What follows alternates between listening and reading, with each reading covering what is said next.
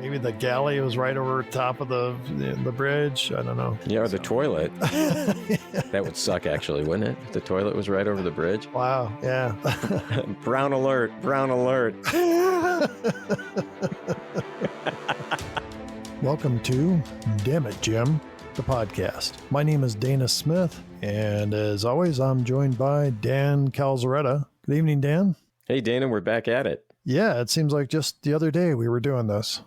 Well, we were. It probably seems worse for you as you did all the editing. I want to apologize to the listeners. It came out late, just some issues in the editing bay of the Enterprise. And I think we got it worked out, hopefully. We'll try to get this one out on time. People may have no idea what the process is, but we record. Generally, it's between an hour and a half and 2 hours. Last time, it was 2.5 hours. And then I got to edit that down to like a half an hour. And, a lot of it is just rambling, like me rambling about nonsense and getting us off the tracks. But I'm going to try not to do that, Dana. We should start something like a swear jar, a rambling jar. I don't think I have enough money. Yeah.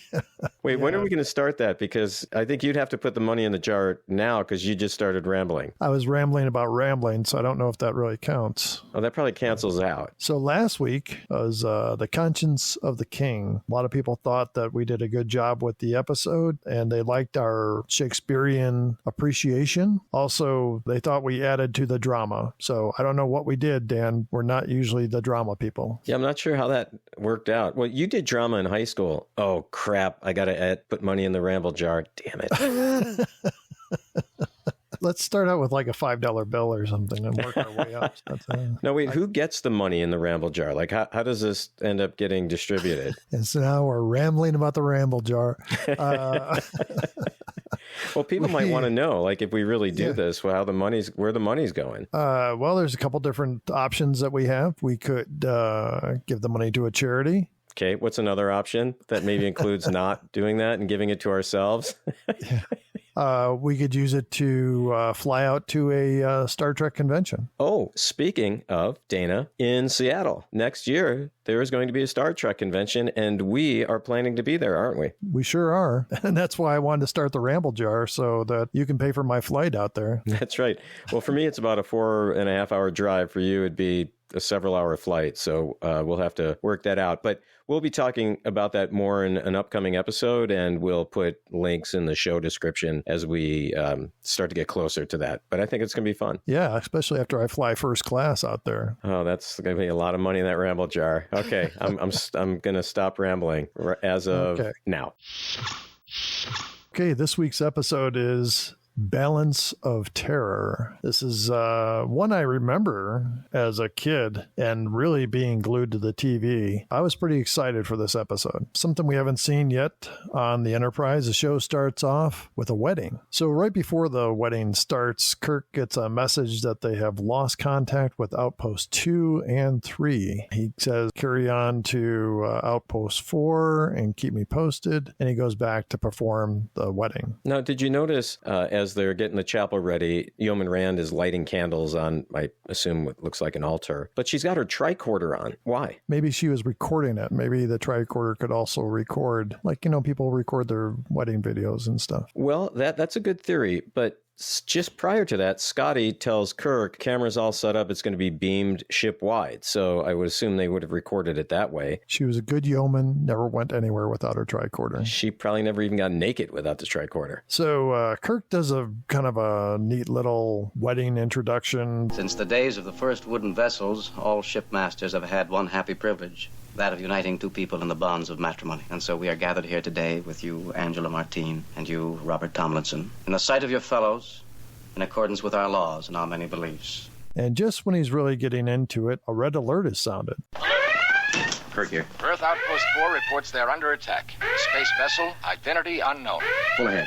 All decks, condition red. And I wanted to point out, before I forget, did you take a look at the people in attendance at the wedding? I didn't look closely at them this time. Normally I pause and take a close look. Why? What was going on? Well, it was a very diverse crowd. I mean, there was several women, there was men, there was people of different races. Again, I thought it was one of those moments in Star Trek where it shows how diversity all comes together. Yeah, and for all the faults that we have pointed out about Star Trek, and specifically around its sexism issues, that is one thing I think they got right. Yeah, I agree. I think they really did a good job of doing that. The wedding is kind of canceled because of the alert. We learn the Enterprise has been patrolling the neutral zone between planets Romulus and Remus and the rest of the galaxy. Kirk comes on the bridge and receives the reports from his staff. Kirk asks for the star sector on the screen. They mention the Earth-Romulan War from nearly a century before. Spock says Romulans have never been seen. The people of Earth believed Romulans were warlike, heartless, cruel, and treacherous. And then he adds, and who knows what the Romulans thought of the Earth people. I found it interesting where they talk about this war 100 years ago. As you mentioned, humans have never seen Romulans, and Romulans have never seen humans. They explain that by saying that the ships were really primitive. They didn't have a way to do any kind of visual communication between ships. They fought this war with the Romulans with primitive atomic weapons. And although there was a treaty, all this was done over subspace radio where they couldn't see each other. Yeah, I thought that was interesting. Kind of a new Cold War going on there. Yeah, and this idea of a neutral zone is really interesting as well. I mean, this is not without precedent. We have neutral zones. They're not called that necessarily, but demilitarized zones. There's one right now between North and South Korea. That war actually has never ended. No peace treaty's ever been signed. They just agreed to stop fighting, but there is, the war has actually not officially ended. But there is that demilitarized zone, and no side can enter it. True, and it's all filled with mines and stuff, so if somebody does, it's not going to be a good situation. You know, I think mimes in a neutral zone would be great, because I wouldn't go into a neutral zone if there were mimes. Mines. Oh, mines. Oh, is this a Ramble Jar event, Dana? No. Hold on. Let me get the... Okay, I'm opening up the Ramble Jar. I'm throwing money in it, Dana. Damn it. Just put your checking account book in there. I'll just put a credit card in there. Yeah, we'll fill it out later. So the star sector that we see on screen kind of looks like something I did in third grade. You draw a line and you put dots on one side and then you put a couple dots on the other side. And then you draw another line to show that there's like a greater valley there, or maybe a river or something. I wasn't real impressed by the star sector. Yeah, the graphics were not great. This is one place where I did pause it and take a closer look. The planet Romulus is labeled. There's another planet right next to it. Now, they say it's the planet Remus. So Romulus is shown, Dana, but that other planet is not labeled Remus, is it? No, it's Rami or Rom2 or something like this. Romii, it looks like to me. Yeah, that's what I saw it as well. So what do you think was going on there? Maybe that's just the way Earth people thought Remus was spelled. I was not impressed by the graphics. No, they were not impressive at all, really. The other thing is that the outposts that are there are on asteroids. Now, did they get the asteroids to stop moving? Don't asteroids move through space? That is a great point. I didn't even think about that. Maybe they moved the asteroids there as like outposts and then somehow got them to just stay in one spot. Kind of like the idea of having an outpost on an asteroid, considering that in the past few years we've crashed a ship onto an asteroid to study more about what it's made of. It's a neat concept. I like the idea of something being on there. The show that we both watched on Amazon, The Expanse, there was the Belters who existed in an asteroid belt. Yeah, I was hoping they'd also have the Suspenderers who like existed on some type of suspender. Oh, damn it. Hold on. Get the jar out again. The other thing about the outposts is there were like 8 of them. I can't remember how many, but they weren't in order. It like went 1, 2, 3, 7, 6, 8, or so. It's like they gave up after a while. Well, maybe one of those asteroids was moving and they just, kept changing the number of it as it moved along. So because they move, they don't stay in the same place. Yeah. Yeah. I don't know. The owner of the company I work for was an astrophysicist. And so I bet you I can ask him if asteroids ever just like sit in one spot. Okay, so because of the treaty, the Enterprise cannot take the offensive. They can only respond if they are attacked. Kirk talks to the whole ship and says, To avoid interspace war, both these outposts and this vessel will be considered expendable. Which is, would be a little shocking if you're one of the crew on the ship and you're thinking, okay, we've had no crew members die for like the past 5 weeks. Are we going to finally be the ones that up this count, this dead crewman count? They're expendable. So, Dana, I think we need to talk about the names of these planets, Romulus and Remus. That comes out of ancient Roman folklore, but it had to do with the founding of Rome. They were two infants, brothers, who were suckled by a wolf, and then they grew up, and they had a battle over who was going to control Rome, and I think Romulus won. That's all I really remember. Kirk says they don't know what the Romulan ship will look like. And at the helm is Ensign Styles, and he says he knows what a Romulan warship will look like and states that members of his family perished in the previous war. Kirk says, Their war, Mr. Styles. Not yours. Don't forget it. Yes, sir.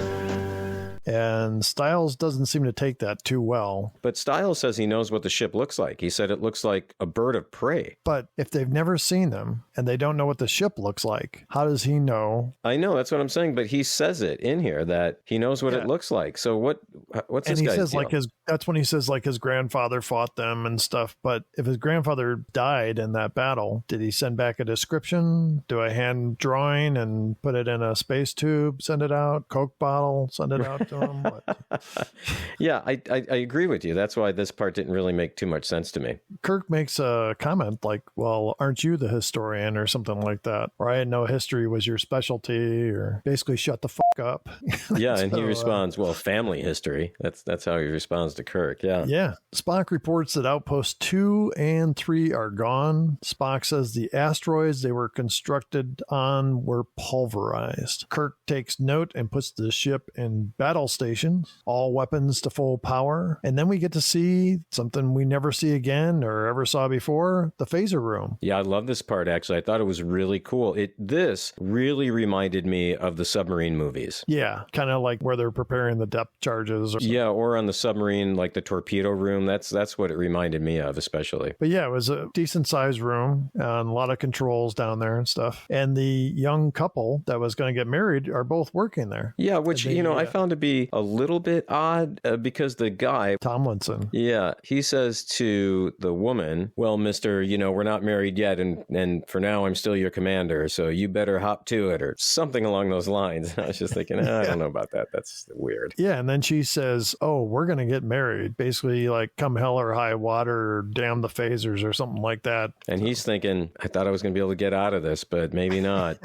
He seemed like he was genuinely in love with her, so I don't think he was thinking that. They get a communication from Hansen on Outpost 4. He says Outposts 2, 3, and 8 have all been destroyed. We knew about 2 and 3. And he said the weapons used in the attack are very powerful and took out their deflector shields. Hansen says the ship that attacked them disappeared somehow. So then Kirk asked to get a visual, and they get a visual of Hansen in some kind of control room. There's like flames all around him. Everything looks like it's been destroyed. And Hansen doesn't look so good himself. He's in pretty bad shape. And he says there is a ship approaching. They switch the screen to see the ship, and then we see a giant red-yellow blob released from the ship. We cut back to Hansen as Outpost 4 is destroyed. The screen glows, and everyone on the bridge has to shield their eyes. The ship that fired the weapon just disappears. Yeah, when they open their eyes again, they don't see anything. And Kirk is like, where did it go? And I thought that was kind of a neat thing. Kind of like a submarine could appear above water and then go down and they'd lose sight of it. We're getting this whole chase thing going on. And the shape of the ship was really interesting. Actually, the ship was designed by our friend Hua Chang. So Spock reports that Outpost 4 has been disintegrated. Kirk asks for the position of the intruder. Spock says the ship cannot be located. Spock says there's a blip on the motion sensor. Kirk asks for full magnification, is told that they are at full magnification, but they still cannot see anything, just space. Then Spock reports to Kirk that the invisibility is theoretically possible. He says the power consumption is enormous. Just as a side note, I work in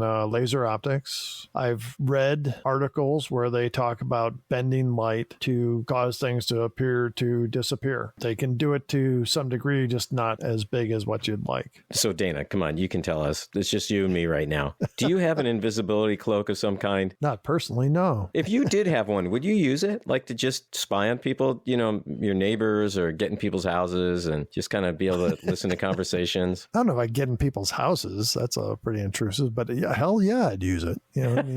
I mean, I'd be everywhere at work in my invisibility cloak. Find out what people really think.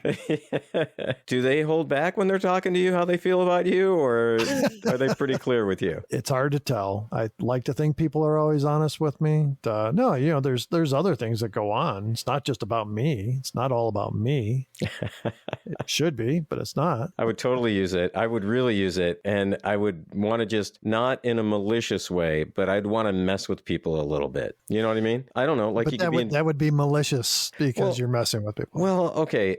When I say malicious, I mean, I wouldn't want to be cruel. Like harmful. Yeah. Or harmful. Yeah. I would want to have the cloak on, and let's say you're, walking down the street and you just kind of smack someone on the back of the head and they turn around like, what was that? I don't know. I think that would be kind of fun to just walk around being invisible. I think that would be pretty cool. Oh, yeah. No, they always ask you, like, if you had a superpower, what would your superpower be? Being able to fly is a big one, but being invisible, that'd be pretty cool. I would do it for sure. But let's talk about this whole blip thing. The ship is invisible, but there's a blip, a motion blip. What difference does it make? A motion sensor. Yeah. Yeah, motion sensor. So what difference does it make? I've got motion sensors on my house. If a Romulan ship came cloaked, I'm wondering if they would go off. No. They wouldn't. I'm pretty sure. My motion sensors are not as technologically advanced as what they had in the 23rd century? Well, so this is a good point, actually, that we're bringing up right now. This whole idea of a motion sensor, yes, they can't see the ship, but they know where the ship is. So what difference does it make if they can see it or not, right? They know where to fire. This is kind of discussed for the rest of the show. They'd just be firing at blank space, not sure if they're hitting anything. So they've got a general idea because of the motion sensor. And I don't know what the motion is that they're getting. Is it because like a distortion in space? Is it something the engines are giving off? Yeah, I don't know either. And I don't think they know. I think this was, the writers just didn't know how to kind of deal with it. So they just went with this. So they set a course to be on a parallel path with the ship so that if the Romulans are using their sensors, they might just think the Enterprise is an echo of their own ship. And then Stiles points out rather emphatically that there could be Romulan spies on board the Enterprise. Yeah, so Dana, I don't understand this part too. I really like this episode, I'm going to say. I thought it was really well done. But as I dig into it a little bit, and as we start talking about it, there are parts that I either didn't think about because I'm involved in the drama of the show, or I did think about it and I was like, well, it doesn't really matter. But this is one of them. Like, Romulan spy on the ship, where did that come from? Well, I think that's a holdover from the 50s paranoia. The communist threat of the 40s and 50s was still around. And I think that some of the writers had probably lived through that whole idea that the bad guys could be right among us. Just then, Uhura picks up communications from this alien ship. Spock says he can lock onto it and get a picture of their bridge. If they can do that, couldn't they figure out where the ship is? Yeah, exactly right. That's a great point. So they put it on screen and we see the Romulan commander. He looks a lot like a Vulcan. When we first see him from the back, and he does this dramatic turn toward the camera and we see the ears. Yeah, and the eyebrows. And did you notice everyone else on that Romulan bridge, with the exception of one person, they were all wearing these kind of helmets that covered up their ears. And from what I read, they did that as a cost-saving device to keep them from having to do makeup on everybody. Yeah, they didn't have enough money to make a bunch of pointy ears. So they made cheap plastic helmets. That looked very Roman. So we mentioned earlier Romulus and Remus. The terms that they're using on the bridge of the Romulan ship, they refer to the leader of the Romulans as the Praetor. Another person that's on the bridge, it looks like he's probably the second in command, they refer to as the Centurion. So there's a very Roman influence here. They even do at least what I've seen in movies, is what would look like a Roman salute, the fist to the chest. I found that kind of interesting, that this was very Roman Roman Empire influenced. We see the Romulan commander, and like I said, he looks like a Vulcan. And Styles notices this, and he looks back at Spock. Spock gets this kind of funny look on his face, like, well, this is going to be hard to explain. That's exactly what it was. I was trying to think of what that look was. That you nailed it. That is it. Styles is really just glaring at Spock. Kirk sees this. But Uhura says that there's a coded message that she picked up from the Romulan ship. Kirk asks for her to decode it. Styles makes a comment about Spock being able to decode the message. Kirk grabs a hold of the back of Styles' chair and turns him toward him and says, Leave any bigotry in your quarters. There's no room for it on the bridge. Do I make myself clear? We see inside the Romulan ship, and then a soldier comes on deck, and the commander berates him for sending a message. And so then he reduces the soldier 2 steps in rank and sends him back on his way to his post. This is the message, Dana, that Uhura intercepted? Correct. This older centurion points out, Take care, Commander. He has friends, and friends of his kind mean power. And power is danger. Danger and I are old companions. Another great line out of this episode. Yeah, and it doesn't always have to be delivered by the good guys. Yeah, that's true. I mean, this is one of the best lines, and it's by one of the Romulans. Back on the Enterprise, Kirk gets everyone to the briefing room. Kirk asks if they can engage the enemy with reasonable possibility of victory. Scotty says, no question, their power is simple impulse. Styles suggests that they attack, and then Styles continues on that if the Enterprise doesn't do something, the Romulans will come after them with everything they've got. Spock says, I agree. Attack. And if the Romulans are an offshoot of my Vulcan blood, and I think this likely, then attack becomes even more imperative. War is never imperative, Mr. Spock. It is for them, Doctor. And if the Romulans retain this martial philosophy, then weakness is something we dare not show. They learn that the Romulan ship is turning toward a comet's vapor trail. They see this as their opportunity. When the Romulan passes through the vapor trail, it will become visible. Kirk orders battle stations and says, prepare to attack. So as Kirk goes down the hall, we see men and women running to their stations. And I thought this was good. You might remember one of the last times that we did where we talked about where they went, wasn't battle stations, but it was a red alert. There was like somebody looked like they were spackling a wall, and another guy was doing a test on a pipe in the wall and stuff, and some people just didn't seem to care that they were on red alert. So it was nice to see everybody responding, reacting, moving like there was a emergency going on. Maybe there's a difference between red alert and battle stations. Red alert maybe means keep the spackling up, don't give that up.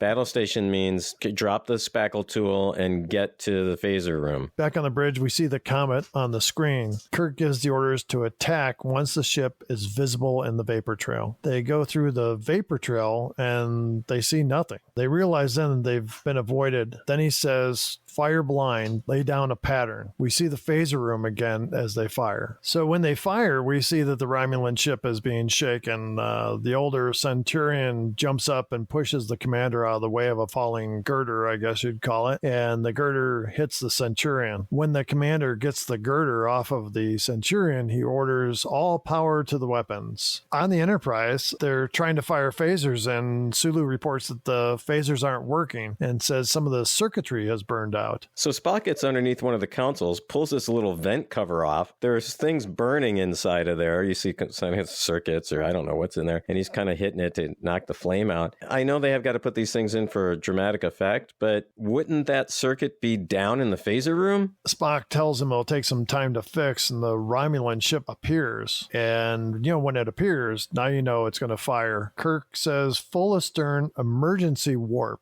But they're backing up as fast as they can, right, to get away from this plasma blast. Yeah, they report that the weapon that was fired upon them is gaining on them. So they keep waiting for the weapon to strike, and it builds good tension. They do a good job of building tension. Sulu reports that the weapon is dissipating, so then they're hit. The damage isn't that severe. It kind of shakes the ship. They get thrown against the railing. But in this scene, people are being thrown about the bridge, right, when the weapon hits. If you watch that scene again, all of the crew goes to the left, with the exception of Kirk and Uhura and Rand, they get thrown to the right. Did you watch Uhura? I did, but what did you notice? She kind of like comes out of her chair with her arms up in the air and spins over to the door. But she was a dancer back in before Star Trek. Yeah, right? that's what it looked like she was dancing. She was doing the Romulan tango. Spock says that he has the phasers ready again, so Kirk gives the order to catch up to the Romulan ship before they reach the neutral zone. So the Enterprise shuts down all of its systems and its engines, so they remain invisible to the Romulan sensors. Okay, so both ships are trying to be completely silent and completely still at this point. That's right out of a World War II submarine movie. So we go to Kirk's quarters, and he is laying down, kind of staring at the ceiling, and we hear his door open. Yeoman Rand comes into Kirk's quarters, and she asks if she can get him something from the galley. She said coffee at least. He says, thank you, take it to the bridge, I'll be there in a minute. And just as Rand is leaving, McCoy enters. And you notice kind of he gave Rand and Kirk a little bit of a look like, did I walk in on something? Or Rand leaves, and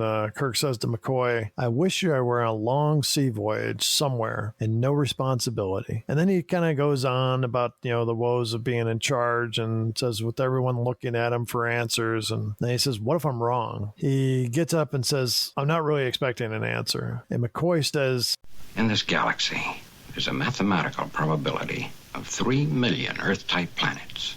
And in all of the universe, 3 million galaxies like this.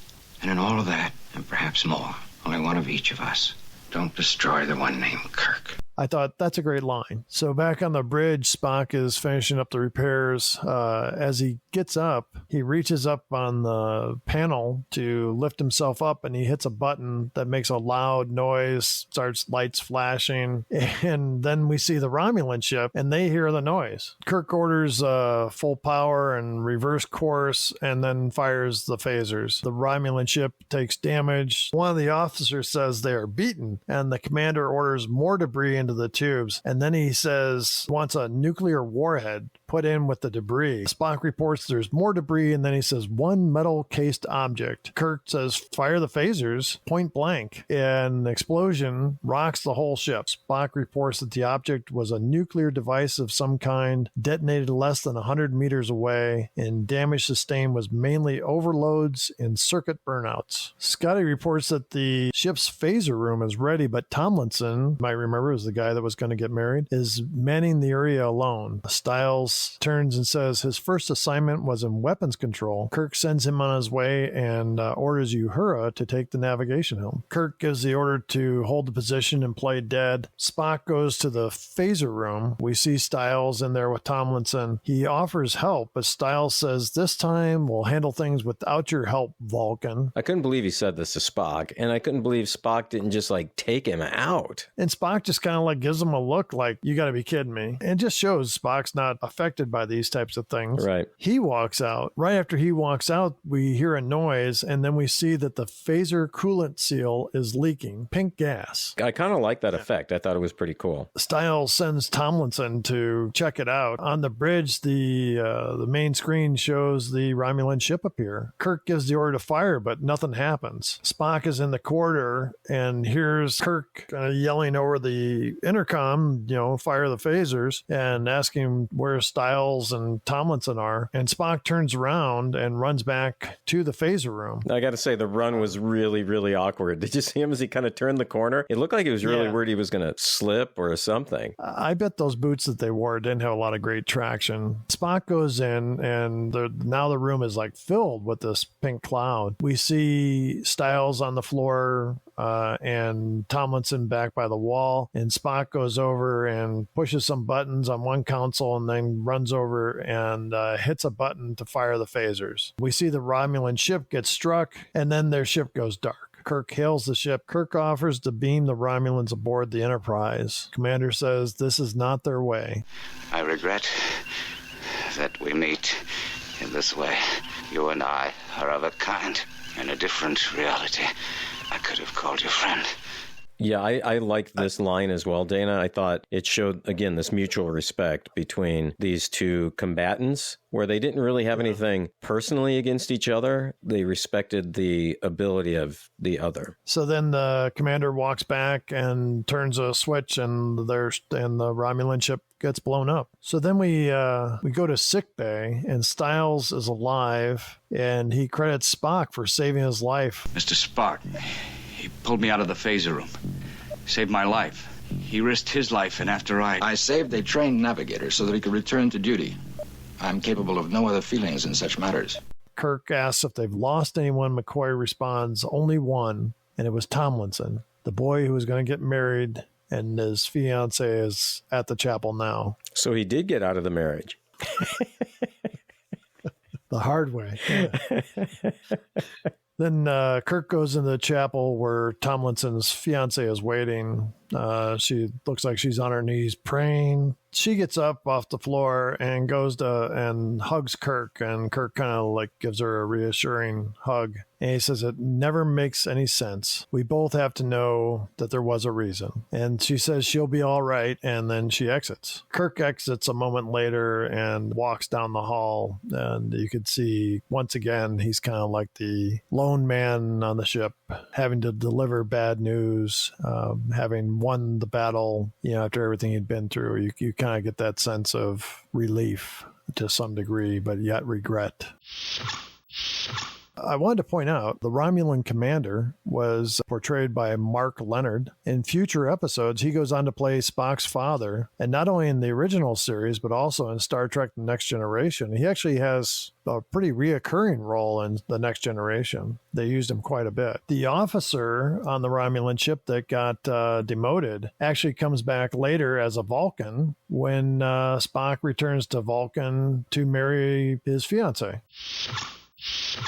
So, Dana, how about we talk about our best and worst parts of this episode? What was one best part for you? This might sound odd, but the whole bigotry thing with Styles towards Spock. Again, this is mid-60s to bring up such a thing, to put it out there that it wasn't a good thing. I just thought it was a great part of the story. One of the best parts for me was the Romulans, the backstory that we get about the war with the humans. And I really loved the design on their ship, the underside of the ship having that picture of the bird. I really liked that. I thought that was pretty cool. How about another best part for you? I don't know if you noticed, but there was lots of moving cameras in this episode. There was like zoom-ins on characters' faces and kind of switching from one character to another, which really enhanced the dramatic effect of this episode. I thought they did a really good job with that. One of the other best parts for me was the respect that Kirk and the Romulan commander, who, by the way, we never learn his name, it's never said, but the respect that those two had for each other. How about a worst part for you? The small confines of the Romulan ship. It seemed like they said, let's just get everybody to crowd around this one little spot. One of the worst parts for me was, I mentioned this earlier, when the nuclear device went off near the Enterprise, people were thrown in different directions. Uhura and Kirk and Rand went one way, the rest of the crew went the other direction. That was one of the worst for me. Dana, one of the dilemmas I saw on the show revolves around if war is ever justified, and is there such thing as a defensive war? In other words, attacking an enemy before they attack you because you think they're going to attack you. What are your thoughts on that? Yeah, I thought they played that well. The whole idea that Kirk was kind of being drawn in to protect these outposts, at the same time trying to maintain peace. A defensive war, boy, there's no way to do that I can think of. McCoy in this episode was kind of the voice of reason here, where he talks about, you're talking about millions and millions of lives. Yeah, I agree with you. It would be so difficult to figure that part out. It would almost be like deciding you're going to kill someone because you think they're going to attack you without any real evidence. This was the whole debate around the Iraq War. Weapons of mass destruction. Yes, right? We invaded Iraq under Bush. It seems like ancient history at this point, but, going in to stop a potential attack that never happened. And I mean, there was a lot of debate around that as well at the time. Hey, Dan, how about we get to the counts? All right, let's start with the dead crewman count. It is kind of exciting this week, Dana, don't you think? Not for Tomlinson's wife. No, or for Tomlinson.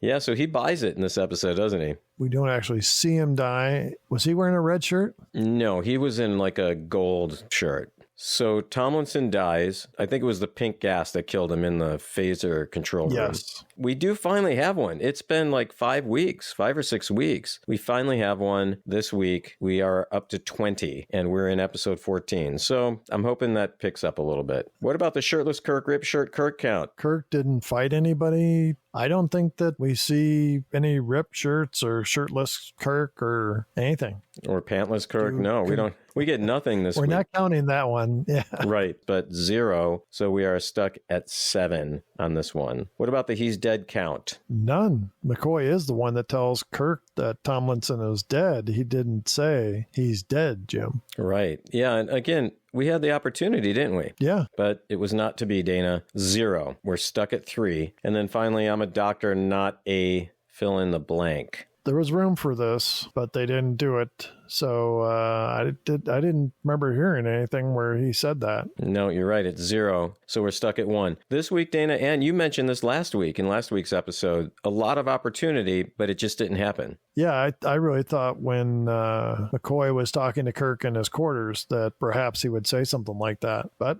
wasn't meant to be. Yep, did not happen, unfortunately.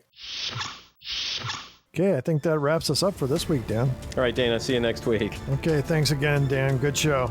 Thanks once again for listening to Damn It Jim, the podcast. We would love to hear from you. Please send us an email at dammitjimpodcast@gmail.com or join the discussion on Facebook or Twitter. The links are in the show description. Make sure to be with us next week for the episode Surely. For Dana and Dan, have a great week and remember to live long and prosper.